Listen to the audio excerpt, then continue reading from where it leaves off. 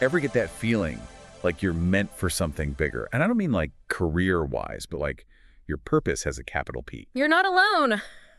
Today we're taking a deep dive into the world of lightworkers. And relax, you don't need a crystal ball for this one. We're going to unpack what that term even means, how lightworkers supposedly impact the world. And even the different stages of this journey. Curious if you might be on this path. Let's shed some light on the subject then. Our sources describe a lightworker as someone deeply drawn to serving humanity and the planet, Okay. raising our collective consciousness through love and healing. Okay, so less about like shooting beams of light from your hands, more about amplifying the good stuff we've already got going on. Precisely. It's more about the intention behind our actions than any supernatural abilities. Right. One source I found highlights the strong intuition of lightworkers, Okay. often drawing them to spirituality and helping others wake up to their own potential. It's like we all have this inner spark, and lightworkers help fan those flames in others. So it's about guiding people towards their own aha moments, helping them tap into something they maybe didn't even know was there. Yes. And that guidance can take many forms. The source emphasizes there's no single lightworker blueprint. One might be an artist whose work sparks joy, another a therapist healing deep wounds. It's about finding your way to contribute to a positive shift. That makes sense. It's about finding how your unique strengths can make the world a little brighter, a little better. Yeah. But what about someone who's just starting out on this journey? Say they feel that pull but aren't sure how to answer it. That's where the concept of different lightworker stages comes in, Okay. which we see outlined in several sources. You could be in the dormant phase, Okay. feeling that initial nudge, but unsure what to make of it. Then there's awakening, where you start exploring spirituality more deeply. So it's not like you wake up one morning with all the answers. It's more about gradually becoming aware of this calling. Exactly. Then we move into the rising stage. Okay. Where you actively use your gifts, and finally leading, where you guide others on their own paths. It's like you're saying it's a process of self-discovery and You growth. figure out your own path, and then potentially you help illuminate the way for others. Precisely. It's a journey of self-healing, aligning with your intuition, and then using that to uplift yourself and others. I like that it's not selfish. It's about recognizing that inner work is important, not just for ourselves, but because it ripples outwards.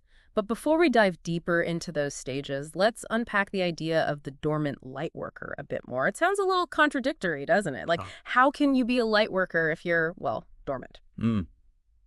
It is a great question because it highlights that this journey isn't about suddenly being a lightworker, Yeah. but rather about a gradual unfolding of awareness and purpose. So it's less about a label and more about recognizing where you are on that path, even if it's still hidden beneath the surface. Yes, exactly. And for those dormant lightworkers, the sources describe it as a time when their intuitive gifts and soul mission are still, as you say, dormant. They might feel this deep sense of restlessness, Right. like something is missing, Yeah. but they can't quite put their finger on it. So it's that feeling of there's got to be more to life than this, even if you're not sure what more even looks like yet. Precisely. They're like seeds buried in the earth, Yeah. full of potential, but waiting for the right conditions to sprout. So what are those right conditions, typically? What kind of experiences might nudge a dormant lightworker towards that awakening phase? Well, the sources suggest it can vary widely. Okay. It could be a major life challenge that forces them to reevaluate their priorities, Oh, yeah. a profound spiritual experience that opens them up to new possibilities, or even just a period of deep soul searching. It's about those moments that shake us out of our routines and make us question who we are and what truly matters. That makes sense. It's like those experiences, even if they're difficult, can act as a catalyst, pushing us towards a deeper understanding of ourselves and our purpose. Yes, and that's where the awakening process often begins. Which leads us perfectly to that next stage, awakening lightworkers. What shifts for someone who's entering this phase? This is where individuals begin to explore their intuitive gifts and connect with their soul's mission. Okay. They might feel drawn to meditation, energy healing, or other spiritual practices. They may be captivated by books on personal growth or alternative healing methods. The sources highlight a real thirst for knowledge and experiences that validate those intuitive nudges they've been feeling. So instead of just feeling that call, now they're actively seeking answers, exploring different paths to see what resonates. Yeah. It's like they've picked up on the signal and now they're trying to fine-tune it. That's a great way to put it. The role of an awakening lightworker, according to these sources, is to focus on self-healing, aligning with their intuition, and starting to share their emerging gifts with those around them. So it sounds like it's about building that foundation, strengthening that connection to themselves and their intuition so they can eventually share it with the world, which I imagine takes us to that rising lightworker phase where things start to move from the internal to the external. You got it. This stage is all about actively stepping into your power. So less about figuring things out, more about actually doing something with those realizations. Yes, exactly. And that doing can manifest in countless ways. The source material I looked at emphasizes that it's not about fitting into a specific role, but rather about expressing your unique gifts authentically. Okay, so there's no Lightworker starter kit or official job description. Right. It's more about figuring out what feels aligned for you and then sharing that with the world. Precisely. The key here is that rising lightworkers feel this strong urge to serve humanity more actively. So give me an example. What does that look like in a practical sense? What might a rising lightworker be called to do? Well, for one, it doesn't necessarily mean a drastic career change. Someone might continue in their chosen profession, but find ways to infuse it with their unique gifts and make a positive impact within their field. So a teacher might bring more mindfulness and compassion into their classroom, or a writer might focus on stories that uplift and inspire. Exactly. Or they might find themselves drawn to volunteer work, community organizing, or even starting their own healing practice on the side. So it's about integrating that desire to serve into whatever they're already doing, finding ways to be that light, even in seemingly ordinary situations. Yes, and what's important here is that rising lightworkers are starting to own their gifts more fully. They're developing confidence in their intuition and trusting their inner guidance. Which makes sense. If you're going to answer that call to serve in a bigger way, you need to trust yourself and the path you're on. Absolutely. And as that confidence grows, Yeah. so too does their impact. It's like they're moving from sharing their gifts within their immediate circle to potentially impacting a wider audience, a bigger stage. Exactly. And that's a natural segue to the next phase, leading lightworkers.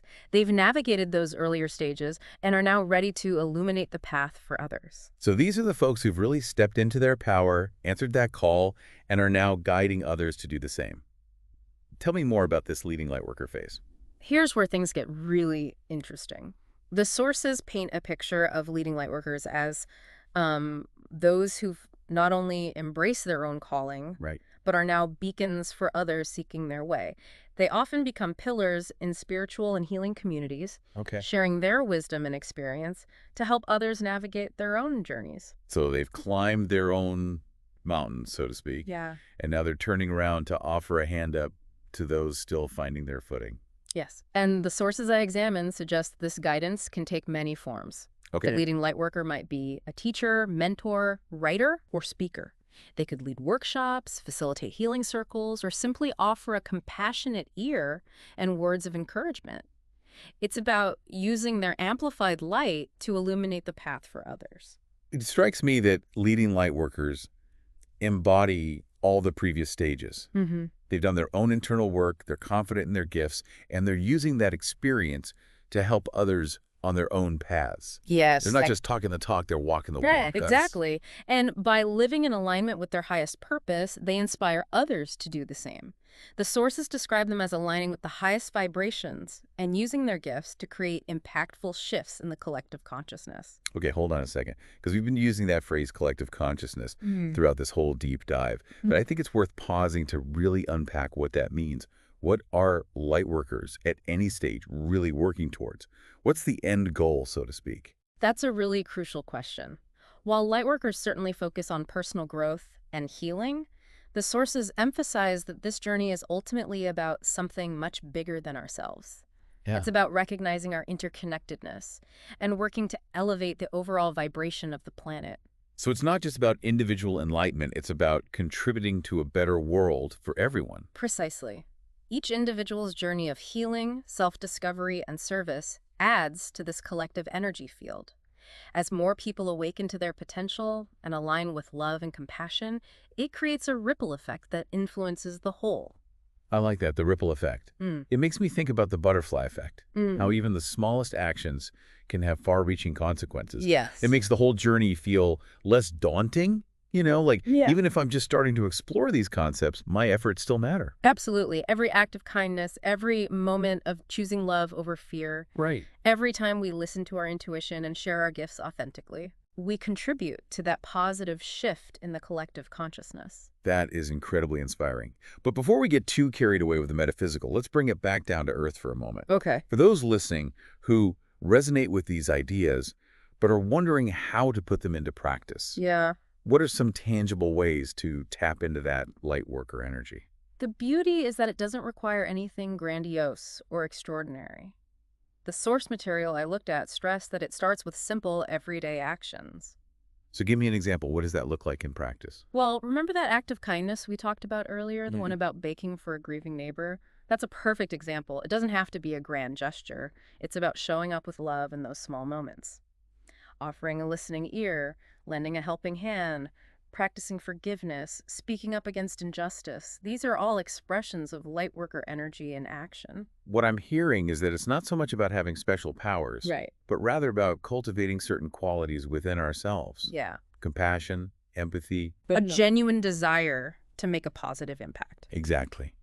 It's about recognizing that interconnectedness, that we're all in this together, Right. and then acting from a place of love and service.